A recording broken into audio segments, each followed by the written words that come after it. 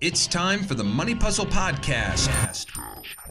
With good conversations and realistic solutions to the money puzzles we all face every day. I'm your host, financial advisor, chartered financial consultant, and president of Edgen Insurance and Financial, Robert Edgen.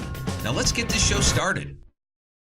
Hi there, hello, and welcome to the Money Puzzle Podcast. I am Robert Edgen, and I'll be your guide for the ride for the next 10 to 15 minutes.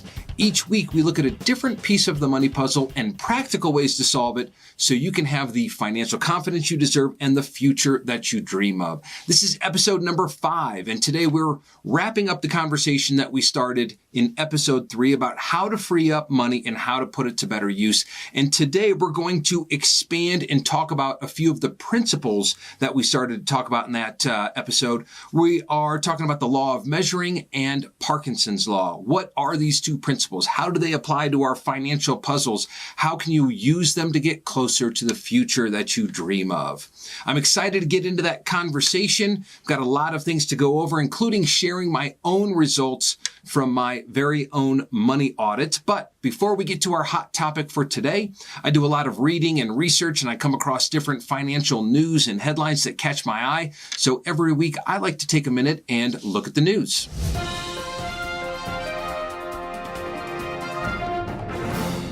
This week's news article is from entrepreneur.com, and the headline reads, How One Man Makes Serious Money from Funny Products. Now, this is a story about a website that actually went viral back in 2016 called ShipYourEnemiesGlitter.com. Now, as you might guess, the website's sole purpose was to ship someone that you don't like an envelope full of glitter that got everywhere and made a mess and cost you about $10. After the site went viral, the owner of the site quickly decided to sell it off and cash in for a whopping $85,000. Not too bad for a few weeks of work and a little bit of viral luck. But the new owner was mocked by all of his friends and family and was told it was the dumbest thing that he could buy for $85,000. And it turns out he's getting the last laugh. The site has expanded from just offering envelopes full of glitter to also sending out cupcakes that are actually horse manure, or candles that change smells from something sweet to something nasty, or a teddy bear that never stops singing. They've even partnered with other prank businesses, and they now sell their goods as well. And he's grown the business into a 12,000 square foot facility that has 5 full-time employees. So he's turned a fun idea into a pretty darn good business. So what's the lesson here? First, don't let others poo-poo your business ideas just because they don't get it. Just because they don't have the vision that you do doesn't mean that your vision is wrong.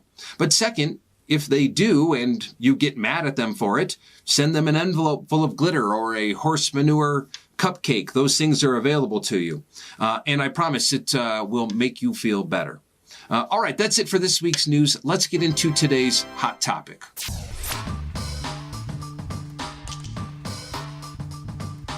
So a few weeks ago, we started talking about money leaks. What are they? How do you spot them? How do you put that money to better use for your future? I was going through my own accounts at the time and doing my semi-annual money audit or bank audit and looking for inefficient, lazy dollars, things that were being spent in categories or on things that I either couldn't remember what they were, didn't remember signing up for them, or just weren't using them. Now, at the time, I'd come up with about $300 per month, but I also challenged you. I wasn't quite done, and I challenged you to see if you could come up with more than me, more lazy, inefficient dollars that you could free up and put to better use. Well, I finished my audit, and drum roll, please. I found another $114 per month to bring my grand total to $422 per month, or a whopping $5,064 per year. Now, I don't know about you, but I am very excited for me. I am proud of myself. Do you know all of the things that you can do with an extra $5,064 per year? It's a lot. Now, you might be thinking, come on, it's a lot of work to find $5,000, and that $5,000 was spread out over the course of 12 months. It's not like I just get it as one lump sum check. Well, you're right, but get this. It took me a whopping 3 hours to generate $5,064 in freed up money. That works out to be about $1,688 per hour, which is a pretty darn good wage if you ask me. Or how about this? If you're currently making $20 per hour, you would have to work for 253 hours or a whopping 6 40-hour work weeks to free up the money that I found in just 3 hours of work. So yeah, way to go, Rob. How about you though? Did you find more? And if so, what did you put that money to better use to do for you? I want to know and I want to hear about it, because it's a great way to get yourself on the track for the future that you dream of and more financial confidence. So, all right, so that's what my results were. But we also were talking about 2 different principles in episode 3. One of the things we started to talk about in that episode was measuring what matters. Now, there's an old saying that says, if you measure what matters always improves. That's why diets work, because you're measuring what you put into your body. If you're not getting skinnier, you can look at what you put into your body and measure the food that you ate and see what's causing you to not get skinnier. Or if the diet isn't quite working just how you want it to, it's easy to look at what you ate and your measurements and make little tweaks so that you can get things dialed in. So measuring allows you to have more control over the outcomes, but it does more than that as well. Just the act of measuring affects your decision-making process, and it causes you to think more carefully before eating that other cookie or buying that other pair of shoes. Both of those things, by the way, are my weaknesses, not my wife's. It's something I have to watch out for every single month. And just like measuring works when you're dieting, it works with your money too. So when you're trying to free up money to put it to better use, the exercise we started in episode 3, you do a money audit or a bank audit to measure where your money is going and make little tweaks so that you can get things dialed in.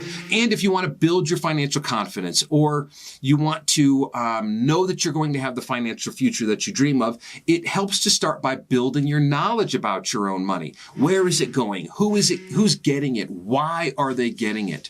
If you need to find an extra couple $100 a month to put to better use to live a better life, or maybe just so you don't have to work those overtime hours anymore, measure your spending. Because if you measure what matters always improves. The key is to find simple, easy ways to track and measure so that it doesn't seem like you're doing a lot of work. We all work hard enough as it is every day, 9 to 5 or 8 to 6 or however long we have to work. We don't want a second job of measuring our money. Fortunately, we're going to be diving into some easy ways to measure and track in a 2-part series beginning next week. So I hope you'll come back and check us out for that. I've got my business partner and buddy Brian joining us for those conversations. So make sure that you join us over the next 2 weeks. The second principle that I want to talk about, though, is actually a law. And it's a law that not only affects how you choose to spend money, but it's also a big part of what caused you to need to do a money audit to begin with a few weeks ago. So understanding it and how it affects your finances will allow you to actually use this law for your own financial good. Now, it's called Parkinson's law, and it's not a legal law or something that you're required to do or follow. It's actually an observation about human nature and behavior. It dates all the way back to an essay written in 1955 in The Economist by Cyril Parkinson. And it says this: work expands so as to fill the time available for its completion. So if you've got 2 weeks to get a report done for work, how long does it take you? It takes you 2 weeks. But if your boss decides that, hey, you need a little more time and you're going to have 4 weeks to get that same report done, or they're just being generous with their time, how long is it going to take you? It's going to take you 4 weeks. Your work expands to fill the time available for its completion. This is the same reason that I would put a short time limit on my kids when I sent them up to clean the room. If I gave them an hour to clean the room, how long did it take them? an hour. But if I gave them 3 hours to clean the room, that's how long it took them, 3 hours. Same results, but their work expanded to fill the time given to them. So great. That's the Parkinson's law, but why am I telling it to you and how does it apply to your money? Well, a little bit later, a derivative of Parkinson's law came out, and that says expenditures rise to meet your income, or put another way, lifestyles rise to use up whatever income is available. So as you earn more money, your needs increase and you end up spending more money. Now, when I was doing my money audit, I was finding things that I purchased or signed up for or bought because I thought that I needed them at some point in the past. And why did I think I needed the vacation club that I've never used, or that magazine subscription to, for fly fishing when I don't even own a pole? Well, it's because my income had risen enough to where there was extra money sitting in the account. And when you have extra money sitting in the account, you somehow find a way to use it. Now, I work with clients at all sorts of income levels. Families earning between $60,000 a year, $600,000 a year, millions of dollars per year. And here is what I overwhelmingly find with all of these clients. For the most part, they all live paycheck to paycheck. No matter how much money they make, they somehow get to the end of the month and find out that they are out of money or very close to it. Even families that used to make $60,000 a year but have worked hard and built their skills and grown and now earn $120,000 per year, double what they were earning, still find themselves out of money at the end of the month, even though they're earning twice as much money as they used to. The crazier thing is that they were perfectly happy with what they had, and they had what they needed when they were earning $60,000, but now their needs have risen to meet and match up with their level of income that is available. And now we're having to have conversations about how they can free up money and put it to better use. A lot of studies have been done with our happiness and our satisfaction levels, and it turns out that adding in all of these extras, these extra needs, it doesn't really make us any happier. In fact, we get to a point where going from 18 pairs of shoes to 20 pairs of shoes might give us a momentary spike in happiness, but it quickly fades. It's very temporary. At first, as your income goes up, it does make a difference. It makes a big difference as you purchase more things, because maybe you went from a 2-bedroom apartment where everyone was crammed in to a 4-bedroom house where everyone gets their own bedroom and their own bathroom. But you do get to a point where that happiness, that extra spending no longer has a return on investment in the area of your happiness.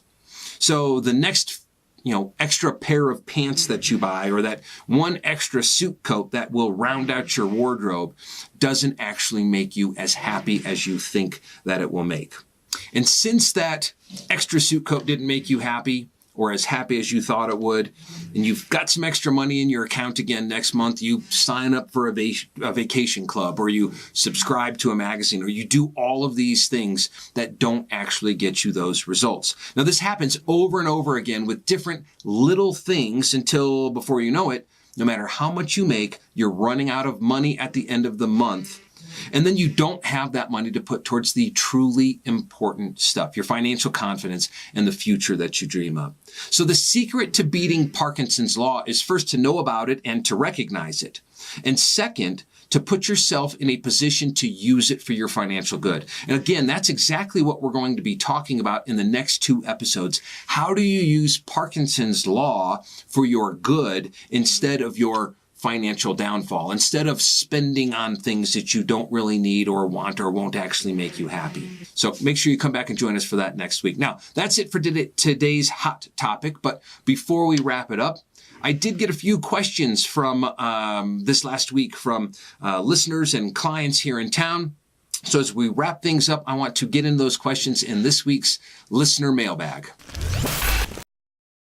This week's question came from Lynn, right here in Colorado Springs. And Lynn asks, I've got money to fund my IRA for the year, but I'm not sure if I should put it into a regular IRA or a Roth IRA. How do you decide? First of all, that's a great question, Lynn. Thank you for sending it over to us. There are a few things to consider when deciding between a regular IRA and a Roth IRA. First off, you should always talk to your local professional CPA or tax advisor. Make sure that you get their advice for your own personal situation, because I don't know your personal situation. But a few general rules to consider. First, do you need a tax break for the year? Are you going to get to the end of the year and find out that you owe more money and you have to send in a check to the IRS? If so, a regular IRA is a good way to go because you get a reduction of your income for the amount you put into the IRA. And if you have less income, then the IRS has less taxes. So if you are going to owe money on your taxes, in a regular IRA might help in that situation. If you're not going to owe taxes or you're going to get a refund back at the end of the year, a Roth IRA might be a better consideration because you don't get any tax breaks now, but you get tax breaks later in the form of tax-free distributions from a Roth IRA as long as you follow the IRS rules, which are pretty simple to follow, honestly. The second thing to consider is, what do you expect for tax brackets as a whole in the United States?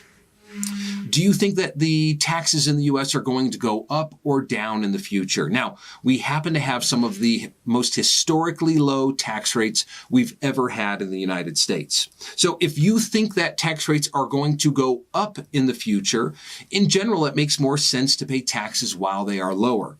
So if you put money into a regular IRA, you get taxed now, but if tax rates go up in the future, it doesn't matter because you'll have tax-free distributions in the future. If you think that tax rates are going to stay relatively the same or perhaps go down, well, then a regular IRA makes sense because you get to take advantage of the tax breaks today, and there isn't really a tax advantage in the future. So it's always important to look at, where do you get the better tax breaks? Is it today or is it in the future? And then third, how long do you have for your money to stay in that IRA or Roth IRA? If it's going to be in a regular IRA, it's got to stay there till at least age 59 and a half, or you've got some penalties and other things that you've got to pay. A Roth IRA, you've got some rules where you can access the principal, but the interest, the earnings, the growth on that money still needs to stay there till age 59 and a half, and it needs to be there for at least 5 years. That's another caveat of the Roth IRA, so you don't pay any penalties or extras to the IRS. So if you're only going to be putting money away for 2 years, a regular IRA makes sense. If you're young and you're going to be funding this thing for the next 20 or 30 years, a Roth IRA maybe is the way to go. That's a few considerations. If you want to know about your own personal situation, feel free to give us a call or shoot us an email. We can help answer those questions for you. But that's it for this week. So come back, join us next week. We're going to have a great conversation with Brian. But until then, if you've got your own questions that you'd like to send to us, you can email those over to questions@yourmoneypuzzle.com. You can also find all of our social media links, as well as contact information on our website, yourmoneypuzzle.com. I hope you'll join us next week, but until then, be safe, have a little fun, and go do something to improve your money puzzle. You'll be glad that you did. We'll talk to you soon. Registered representative of and securities offered through Securities Management and Research, Inc., SM&R. Member FINRA SIPC. Investment advisory services offered through BFC Planning, Inc. Edgen Insurance and Financial Services, Johnson Financial Services, SM&R, American National Family of Companies, and BFC Planning are independent entities. There are risks involved with investing which may include market fluctuation and possible loss of principal value. Particular investments may not be suitable for certain situations. Carefully consider the risks and possible consequences involved prior to making an investment decision. Our firm does not provide legal or tax advice. Be sure to consult with your own legal and tax advisors before taking any action that may have tax implications.